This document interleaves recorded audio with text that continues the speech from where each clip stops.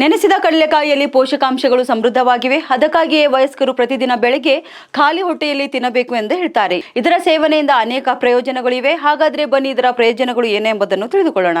ನೆನೆಸಿದ ಕಡಲೆಕಾಯಿಯಲ್ಲಿ fibre ಸಮೃದ್ಧವಾಗಿದ್ದು ಇದು ಜೀರ್ಣಾಂಗ ವ್ಯವಸ್ಥೆ ಉತ್ತಮವಾಗಿ ಕಾರ್ಯನಿರ್ವಹಿಸಲು ಸಹಾಯ ಮಾಡುತ್ತದೆ.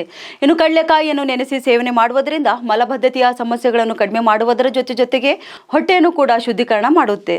ನೆನೆಸಿದ ಕಡಲೆಕಾಯಿಯಲ್ಲಿ ಕಾರ್ಬೋಹೈಡ್ರೇಟ್ಗಳು ಮತ್ತು ಪ್ರೋಟೀನ್ಗಳು ಸಮೃದ್ಧವಾಗಿದ್ದು ಇದು ದಿನವಿಡೀ ದೇಹವನ್ನು ಶಕ್ತಿಯುತವಾಗಿರುತ್ತದೆ.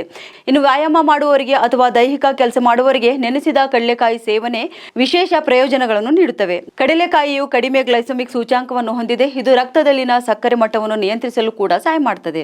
ನೆನೆಸಿದ ಕಡಲೆಕಾಯಿ ಮಧುಮೇಹ ರೋಗಿಗಳಿಗೆ ಉತ್ತಮ ಆಹಾರವೆಂದು ಪರಿಗಣಿಸಲಾಗಿದ್ದು ಇದರಲ್ಲಿ ಕ್ಯಾಲ್ಸಿಯಂ, ಮೆಗ್ನೀಸಿಯಂ ಮತ್ತು ರಂಜಕ ಸಮೃದ್ಧವಾಗಿರುತ್ತದೆ. ಆದರೆ ನೆನೆಸಿದ ಕಡಲೆಕಾಯಿ ಸೇವನೆ ಅಲರ್ಜಿ, ಹೊಟ್ಟೆ ನೋವಿಗೆ ಕಾರಣವಾಗಬಹುದು. ಹಾಗಾಗಿ ಅತಿಯಾಗಿ ಸೇವನೆ ಮಾಡಬೇಡಿ. ಇತಿಮಿತಿಯಲ್ಲಿದ್ದರೆ ಎಲ್ಲ ಆಹಾರವು ಅಮೃತಕ್ಕೆ ಸಮ. ಇನ್ನು ಈ ರೀತಿಯ ಮತ್ತಷ್ಟು ವಿಡಿಯೋಗಳಿಗಾಗಿ ನಮ್ಮ ಪೇಜ್ಗೆ ಫಾಲೋ ಮಾಡೋದನ್ನ ಮರೆಯಬೇಡಿ.